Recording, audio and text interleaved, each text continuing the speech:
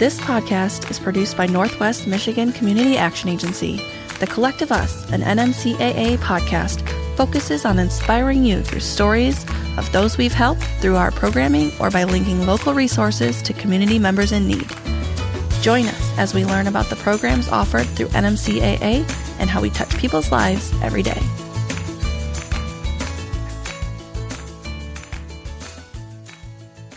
Thank you for joining us for another episode of The Collective Us, an NMCAA podcast. We are so happy you're here. I'm Ryan Buck. And I'm Erica Austin. How are you doing, Ryan? To not coin a phrase, today is a good day. And hey, you know what? Today we're talking with NMCAA's Child and Family Development Department about Children's Awareness Month. That's right. And our guests today are Drew O'Connor, Education Coach Manager, and Jen Rubinas, lead GSRP Head Start teacher with NMCAA. Thank you both for being here. Thank you for having us. Thank you. So nice to be here. Drew, before we dive in too deep, can you first touch on some of the programs that NMCAA's Child and Family Development Department has to offer in the Northwest Michigan community? Yes, definitely. We have a couple different options for families. We do service pregnant moms, infants, children, and their families. And so we currently have direct operated classrooms that we have throughout our 10 counties. So these are preschool-based classrooms. And we also have some collaborative centers that we work with. We have 10 of those right now throughout our 10 counties. We also have some early Head Start collaborative centers that we have. And then we also have a home-based program where we have home visitors go directly into the homes and work with the pregnant moms and infants and toddlers. A wide variety. Again, very inspiring, the human touch. But now that we know a little bit about NMCAA's Child and Family Development programs in general, Erica, can you provide the listeners with a little rundown on the importance of Children's Awareness Month? Yeah, of course. Okay, so originally this month was founded in loving memory of children who died violent deaths in America, but it's evolved into something much bigger. This month now focuses on a generation of leaders who will pave the way for our future and has become a time to spend nurturing and cultivating the joys and treasures of childhood. Childhood is a stage in life that sets the course for our overall social, emotional, and physical health, as well as economic circumstances. In fact, young children at the beginning of their learning stage who receive high-quality education see tremendous dividends for the rest of their lives. This includes higher academic performance in later stages, increased chances of attending college, and higher lifetime earnings. This month aims to encourage support and educate children while prioritizing their health and well-being. So Jen, as a teacher relating back to Children's Awareness Month, what do you find is the single most important part of teaching a young child? I think when you have children enter your classroom, you look at them as an individual, that each child is bringing something different into the classroom.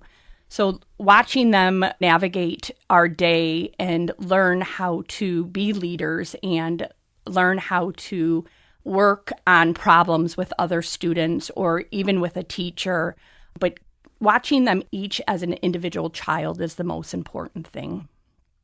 Seeing them as individuals, little individual people. I think that's fascinating because what NMCAA does is relate to everybody as a human, as a human being, and they're taken care of. And in talking about the programs offered through NMCAA, I want to point out that our guests together have over 45 years experience with NMCAA. Yes. There's pride in the room. I'm feeling there was an almost fist bump there.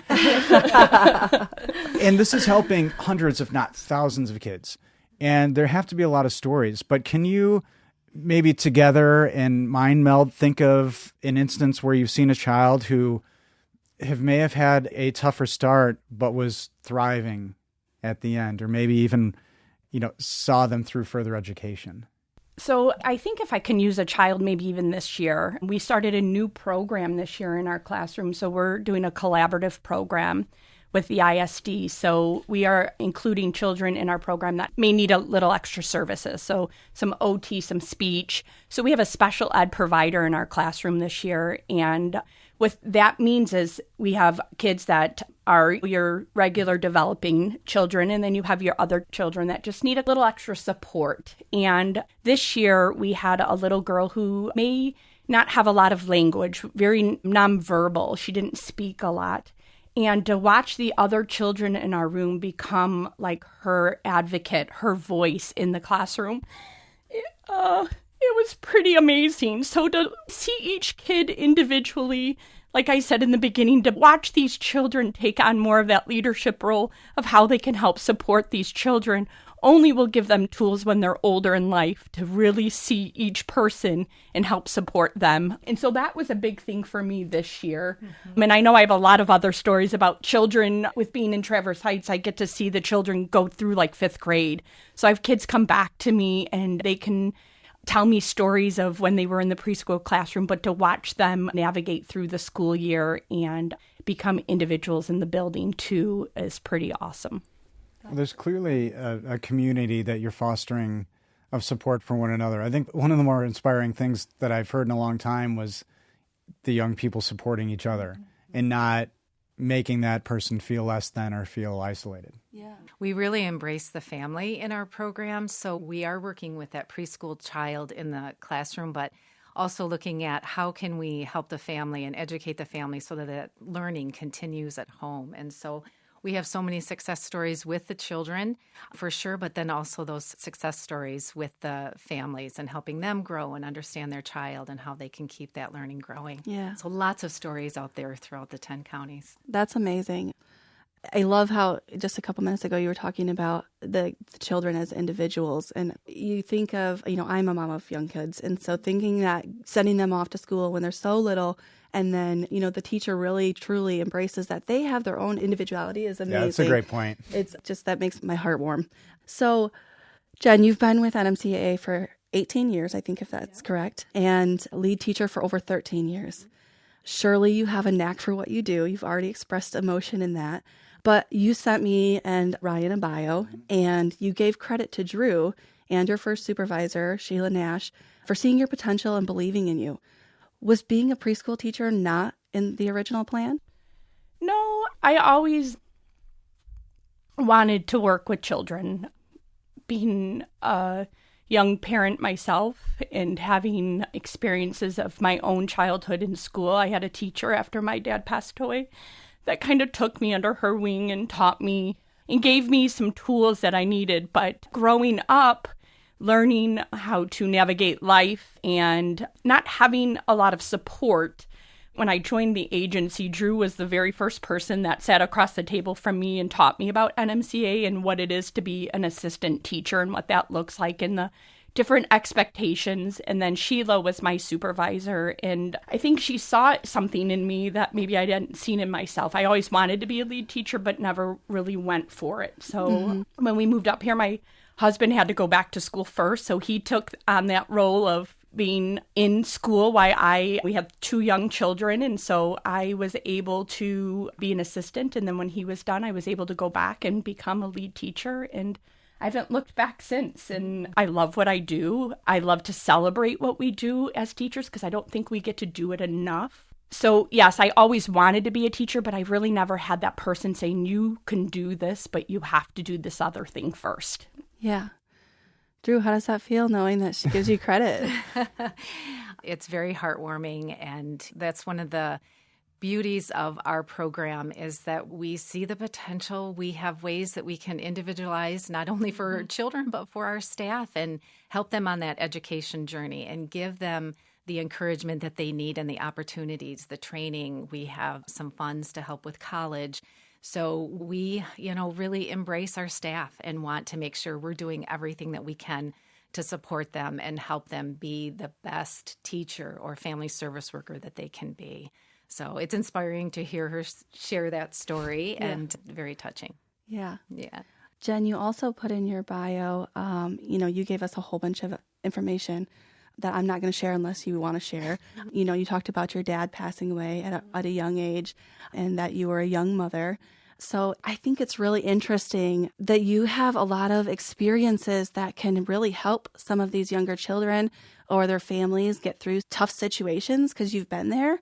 Can you kind of talk about anything that maybe kind of relates to some of the children, or do you have experiences that you can talk about with Well, that? I think one of my most important things is also talking about children being individual, but each person is an individual. So someone else might have experienced a death.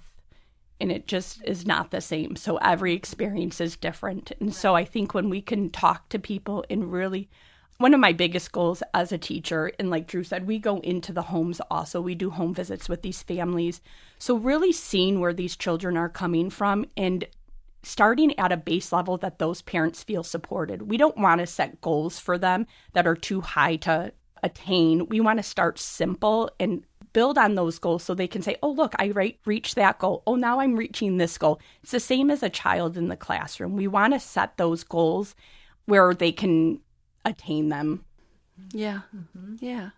So, like I said, I'm a mom of young children. My son's 4, my daughter's 18 months, and I would love for my kids to have the opportunity to take advantage of these Head Start and GSRP programs. I know how wonderful they are. Unfortunately, and fortunately for my family, I don't qualify. So with that being said, I know there are various levels of eligibility for the programs offered. Drew, can you tell us what some of those eligibility markers are and what's the most challenging part about those? This is a great question, and we probably could be here for a couple hours talking about this piece. This would be a good one. Yeah, it is a challenge in our program because the program is income-based, both the Head Start and GSRP. Head Start is at the 100% poverty guideline, and the GSRP is at the 250% Could we poverty acronym guideline. here? Do you want a GSRP acronym? Oh, Yes. GSRP stands for Great Start Readiness Program. Yes. Great Start Readiness Program. Excellent. Thank you. Yeah. Yes, we love our acronyms in our program. It's It's organically coming up. I know. It's been a continuing theme throughout our whole podcast. So It is, and sometimes we stumble over what the actual words are because we use that acronym so much. True.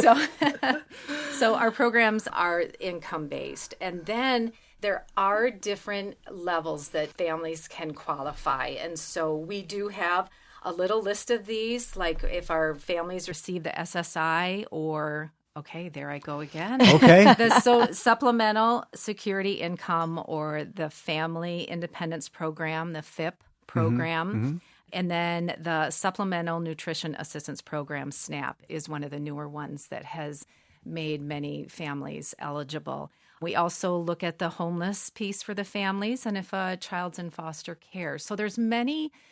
I don't want to say many, but there are other opportunities for families to qualify. And so we want to make sure that families don't look at this as a barrier for them to get into the program. We encourage every family to go to our website, scroll down to that early childhood piece, and then there's a little link there, and they would fill out a pre-application. And so that just gets the whole process started. Our staff are able to call the family within 10 days, it says online, and make an appointment with that family and then fill out the application and go through that whole process. And a lot of times families are very pleased that they qualify and can start with the program. So whether you think you may qualify or not, even if you have a question, please reach out, right? Absolutely. Yep. It doesn't hurt anybody on your end to field that question and take care of that person. Yep. At least get them on the path. Absolutely. Yep. It starts by filling out that pre-application. And if a family doesn't have the resources to fill out that pre-application,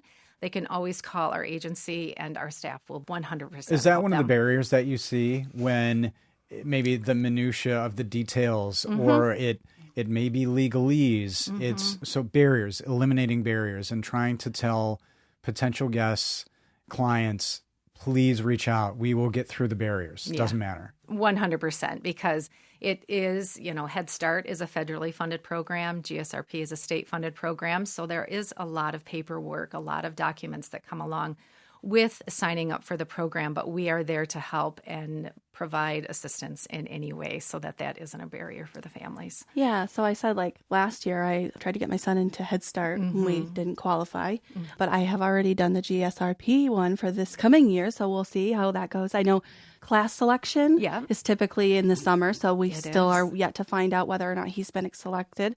So that's exciting. But that applying is fairly simple. I mean, you just fill out the quick form. Good. And then also I sat down with one of our, I guess I don't know what the title of. Recruitment and health specialist. Okay. So I sat down with one of them and we went through the whole thing. And, they ask all the somewhat personal, but also, they're the questions I need to ask to get to know your family. And it was very easy, easy to sit down and do all that. So just if you're listening and you're interested in doing that, I can vouch. It's You not did this. difficult at all. Yeah. I mean, this is personal account. Exactly. It doesn't get I better did. than that. Yeah.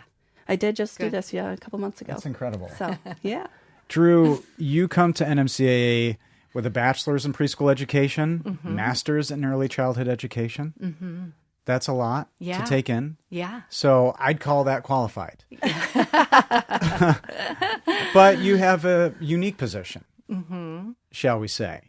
So can you tell us a little bit more about the position and how you literally support these children in the classroom? Yeah, absolutely. So I currently work with 5 education coaches that work with the teachers in the field. So each coach has approximately 6 to 8 teachers that they work with and provide support in that whole school readiness piece, the curriculum piece, the assessment that we do on the children, to make sure that the children are receiving an individualized, developmentally appropriate preschool experience, and that our environments are rich with lots of learning materials and activities for the children to do.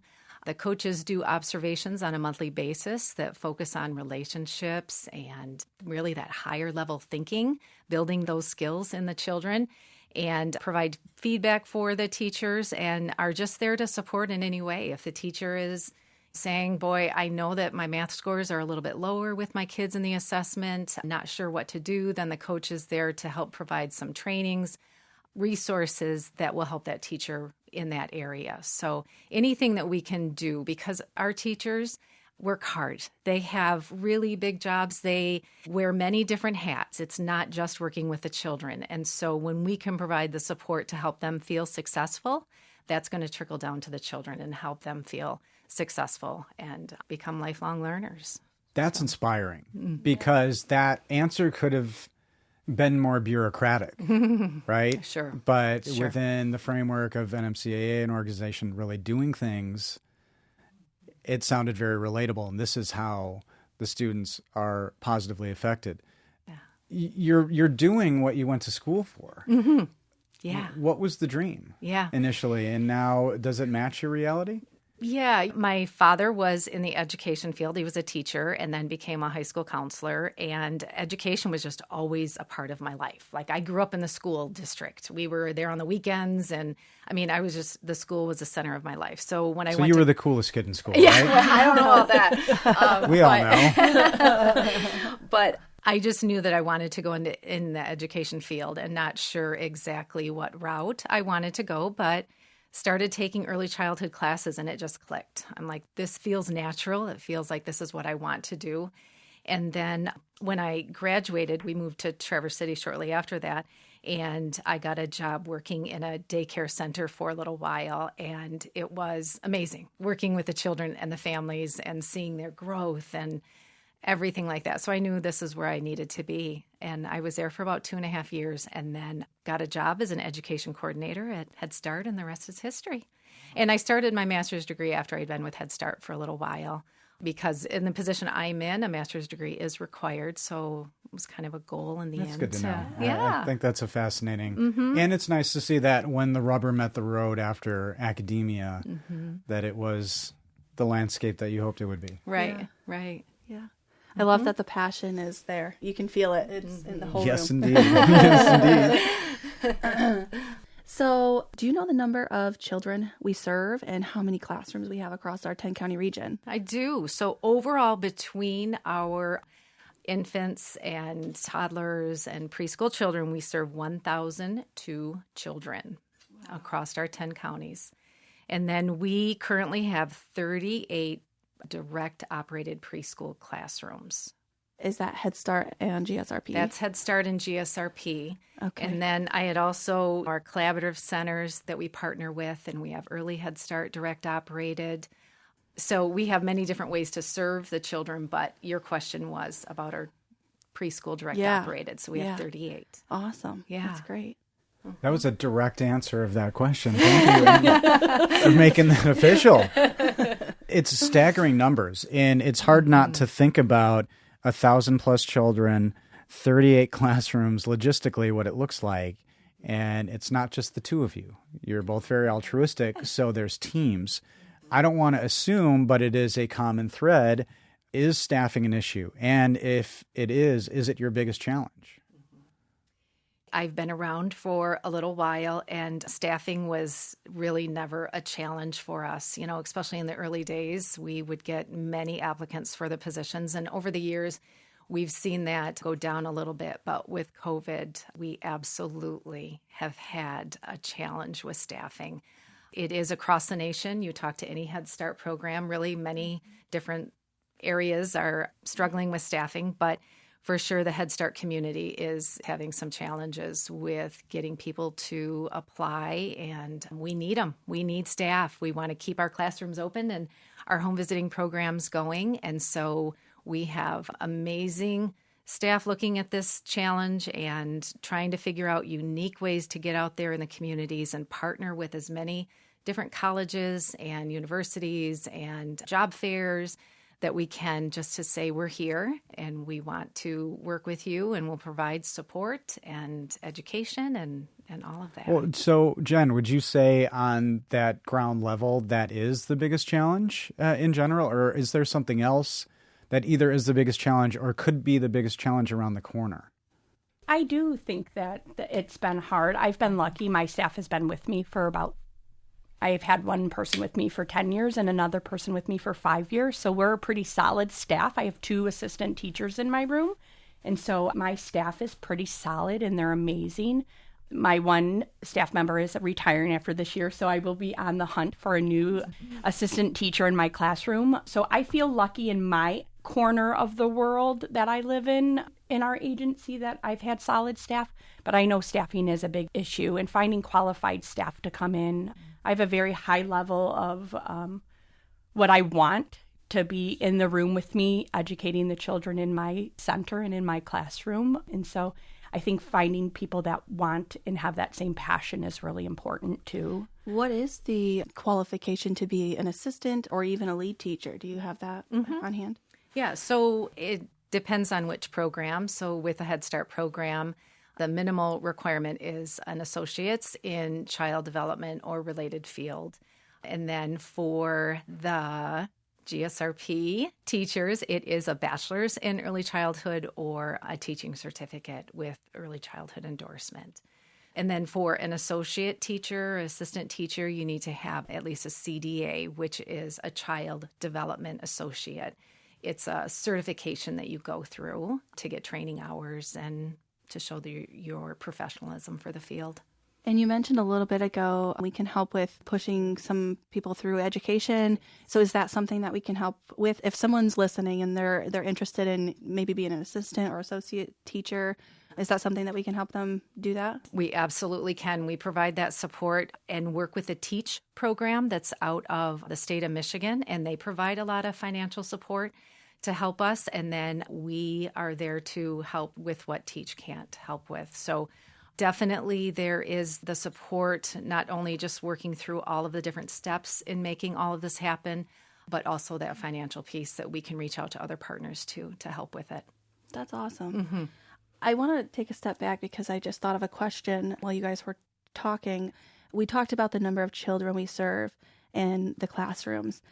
Can you give us an estimated number of how many kids are in each class, or is it pretty varied? Yep, it's 16. 16 kids. Okay. Yep, so we have a couple that are a little less than that, but it was just because of unique programming this year. Sure. But typically our classrooms have 16 and are direct operated. I would say that's pretty hands-on, teacher to student. And you had talked a lot about individuality. So that's probably really nice to have that, one-on-one time.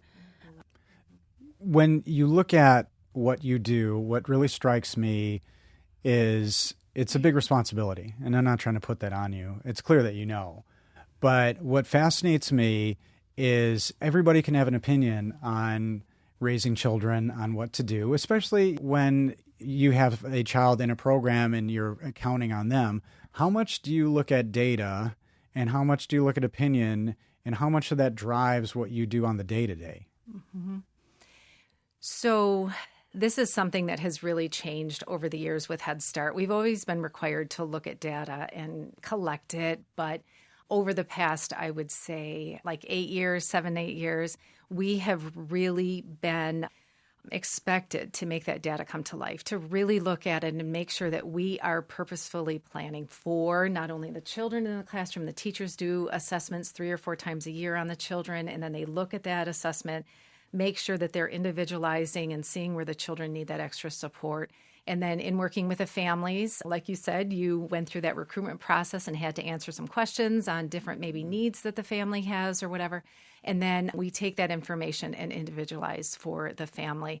We have lots of reports that we do on the data that we collect with families. We just created what we call a data postcard that our program is very proud of, showing all the numbers that are involved in making this program work and showing the data of how we're making a difference for the families and children. And Jen, for you, how does that translate to your world? Do you find you agree with that philosophy similarly, or do you have to improvise? Do you have to get jazzed in the field sometimes to make it work? Well, I think we always get jazzed a little bit, but I think also like one of my driving forces is putting it on the parents too, so they know that they're always their children's number one teacher. We're just here to support them. So giving them the tools that they need to feel successful too. We can only do so much in the classroom every day, and it's a lot, but also giving those tools to the parents and helping them. We have parent meetings and different things that we provide for parents so they can come in and get information. During our home visits, we set goals with the parents. And so really letting them know that they're their child's number one teacher. We do look at data a lot and we use it a lot, but also when we are doing day-to-day, we go off what the children are interested in and building that, building the data around that. Like if they're interested in dinosaurs or fruit or whatever they're interested in that time, we take that data, like we know that we're trying to implement math into that. So we implement math into learning about different dinosaurs, or if we're doing fruit taste test or something like that. That's how we implement that in there. So we always go off of what the children are interested in and then tying that data piece into it. Well, that's fun. On another show, we talked about bringing movies into the learning environment and finding a way for that to tie in. Do you ever just have fun bringing pop culture into it? Do you feel like you can have fun? Because it is... Come join my classroom. You know what I mean? You want to see a fun classroom. If you want to see a fun classroom, you are invited to come see us in the fall. Seriously, 100%. I feel she's throwing down. I'm like, this is like we are a fun classroom. We have a 30-second dance party that we hit the button and we dance. Oh yeah, we have like 30-second dance party. Oh yeah, we have a button. It plays like 5 different songs. It's a kid's job during the day. It's they a cardio know. situation. Yes, it is. It is cardio. We do a lot of dancing. We laugh. If you're not laughing in a preschool classroom, you're doing something wrong. Yes. And if you walk past my room, you will hear laughter. Teachers are crying, laughing so hard sometimes by what the kids are saying. So you have to have fun, is most importantly, is having fun with these children. You have to make learning fun. You have to make the day fun because it can be a very long day. 16 kids seem very manageable sometimes, but again, they're also individuals and, need a lot of support. And we all bring our own self into the day. So you're dealing with a lot of adults with things and a lot of kids with things. So bringing it always back to that child and making that learning fun. So I hope I can see you in my classroom. You can come join me and see how amazing our classrooms at NMCAA are. I give you all the kudos to every teacher out there because, like I said, I have a 4-year-old. He is tough sometimes. Yeah. Imagine 16. And I can't even imagine. I know, 16. She said it. Like 16 sounds manageable inside. I'm sweating inside. It sounds manageable if you have 0 kids maybe in your life. Yeah. If you have 1, you realize that's not. I love what I do. I can say I wake up in the morning and I'm excited to go to work. I do love what I do. I love working for NMCAA. I've been there a long time. I have no want to be anywhere else. I believe in our mission. I believe in our just taking families where they're at and building upon them. It happened to me, and so I believe we can do that to many different families. Yeah. So I know that there's kindergarten readiness, for example. Is there anything required for students as they walk into a Head Start or a GSRP class? Do they have to know how to be potty trained, or do they have to be able to stand in line, or any of those things? No. Great question. They don't have to have there's no prerequisite to go to start in a classroom. We take children exactly where they are when they walk through that door. Like Jen has said many times, the individualizing that takes place. So they do not have to be potty trained. They do not have to know, how to sit at a large group time or anything like that. We are there right from the beginning to teach them how to be a part of a school community, how to get along with other children, how to play. Sometimes the children come into the classroom and they really don't know how to play with toys. They haven't had many toys in their environment, and we teach them how to get on the floor and interact with materials and build and use their hands. And we know that preschool children, in fact, all of us do, we learn through our 5 senses. And so the more we can engage them with their 5 senses, the more they're going to really internalize that learning. So yeah, any abilities are welcome, and we work with every single child. And I say, like, a huge mission of mine is, my husband is a kindergarten teacher in the community. And so we have many conversations about what's developmentally appropriate for our kids, even moving from preschool to kindergarten. So we have many throwdowns ourselves about like what's going to happen, because you have the standard of these kids need to know all of the stuff.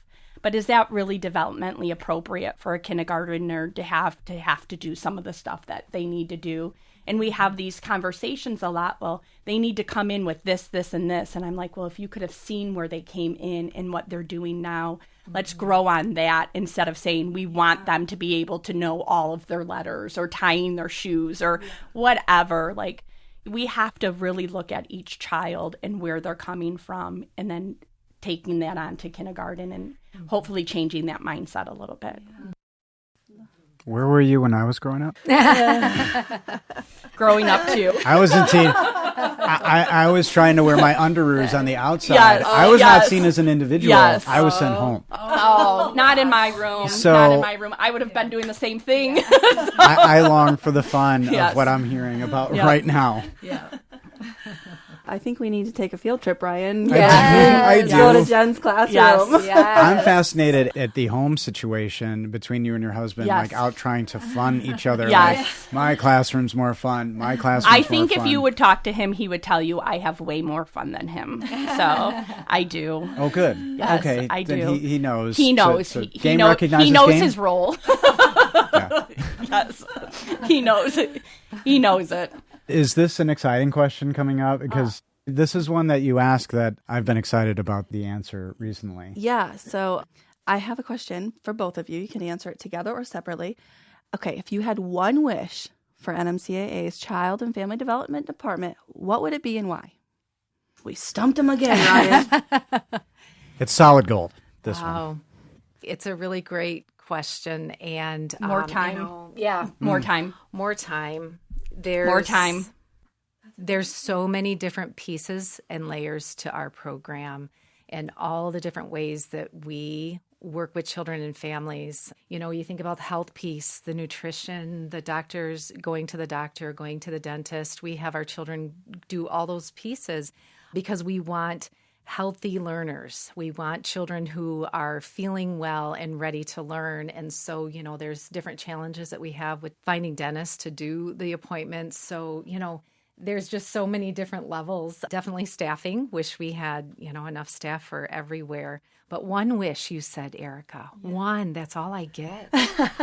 More time is interesting. Yeah, more time is for sure. Yeah. And I would say it more time with the children. Like, sometimes, like, we're done with kids now. So last Tuesday was our last day. So we end a little bit earlier than the public schools. I wasn't ready to be done this year. And so more time even with the kids, more time on Fridays to get work done, more time to be able to interact with families. I mean, more time. I feel like time as you grow older seems to go faster and faster. Sure does. I mean, my kids aren't in school yet, but I know like our neighbor kids, it's like they're already out of school. Like they just started this grade. What do you mean? So yeah, And I think that we can even say more time for parents, because I don't think parents understand. Drew and I both have older kids, and so to see how fast time goes. My son turned 22 yesterday. So it's like, where did that time go? Like, seriously, like, so even more time with parents to say, cherish the time that you have with your children now, because it goes by so Well, you're fast. saying it now. You could go ahead. There's a platform. Yeah.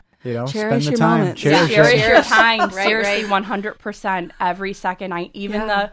The hard times, cherish it, because that time fading, it goes by very fast. Yeah.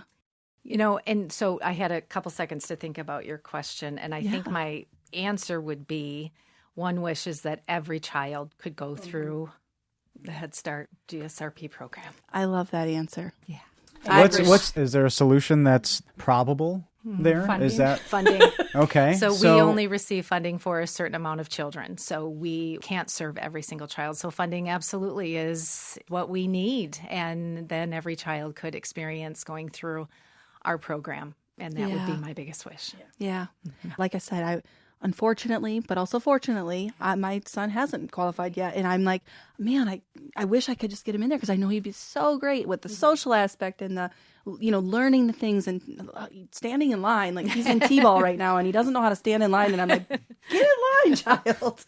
But, like just the simple things that they learn. And I wish that all kids could also go to Head Start or GSRP. And it's so, so good for them. And I mean, I think even one of the things that is hard for teachers is our family style meals. We eat as a family 3 times a day. We have breakfast, lunch, and snack every day.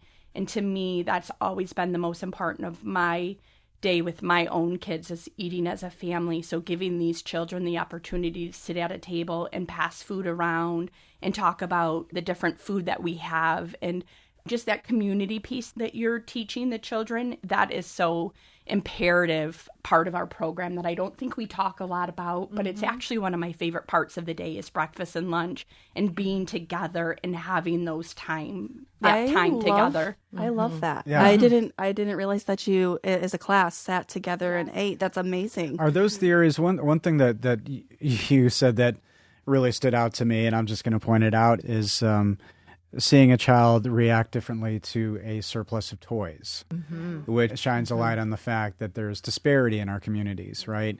So are you finding mealtime as another area where you're seeing the differences where these students may be at home? Yeah, kids behave different when they're hungry. We all behave different when we're hungry, sure. And so the first thing we do is we eat breakfast right when we come in the morning. We sit together, we talk together. Some of our most rich conversations come at meal times, talking about what happened the night before. We talk about pets or whatever conversation comes up.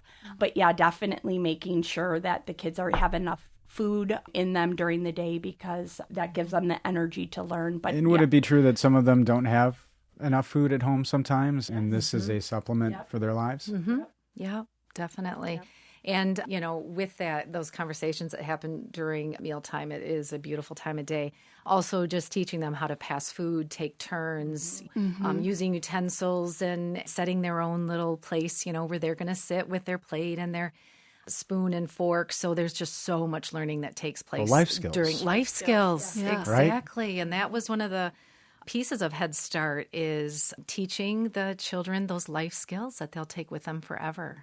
If you could have any celebrity endorser for this program, a lot of organizations have celebrity. Who would be your Great optimal question. celebrity endorser for Head Start? And I know it's tough because everybody's got dirt, but let's just pretend. Well, But who would be your I'm saying optimal? this because she's so popular right now, Taylor Swift. Like, to have her endorse our program, she's with that younger community, and a lot of our families are younger. Yeah. She could make a big difference for us, I would say. Yeah, She's and the I first think one that popped in. I agree with Drew. I think Taylor. I love her music, and I think I would like. Okay, we're just putting Come dance that out with there us. into the universe. Yeah. Come dance. Come 30-second dance party. Yes, with Taylor Swift. Yes. Okay, There you go. write that song, Taylor Swift. 30-second dance party for Head Start NMCAA. Yes. The program speaks for itself. So once a family gets into the program, they're hooked. And so just to have a celebrity that's popular that will get the attention, I think that's what we would need. Yeah. That's cool. One thing that really stands out is the connection that a guest has when they start their journey with an NMCAA. It's been said many times, you can call us. Guests have said, you can call me, and said their personal phone numbers out there. And I believe that you will answer. I'm looking at both of you and believe that you will answer. Mm-hmm. So let's say somebody has a young child and they're interested in applying for one of the programs. How do they get in touch? Where's that first start? Because I don't think we can not say that enough. Mm-hmm. Where do they start? Yep. So they just go to our website, NMCAA.net. And on that homepage, they're just going to scroll down a little bit, go to the early childhood programs, click on apply here, and you start filling out that pre-application. And there's, a little informational area in there, a little flyer that tells you a little bit more about the program, just in case you have any initial questions. And then start that pre-application, and you'll be called for an appointment to come in and meet with one of those recruitment and health specialists and go through all the pieces of signing up. But again, if you have any questions or any apprehension or need any assistance, on the bottom of our webpage are our office numbers. We have an office in Traverse City, one in Petoskey, and one in Cadillac. And so there are 800 numbers that you can call and just say you're needing some assistance, and a staff will help. Awesome. Thank you so much. Drew, Jen, it was a pleasure having you. Thank you so much for your time today. And to our listeners, please consider hitting the like, follow, subscribe button, or leave us a comment or review. It all helps continue to spread the word about the wonderful things NMCAA is doing and does to benefit our amazing community. Thank you to our guest today, and thanks, Ryan. If you have a story you'd like to share about how NMCAA has impacted your life, send us an email at collectiveuspodcast@nmcaa.net. Join us next time as we discuss National Homeownership Month. If you'd like to learn more about Northwest Michigan Community Action Agency or the programs we offer, or would like to make a donation, we encourage you to reach out at 231-947-3780 or visit our website, nmcaa.net. And to our listeners today, we encourage you to continue to strive each day to do something to help yourself or your neighbors.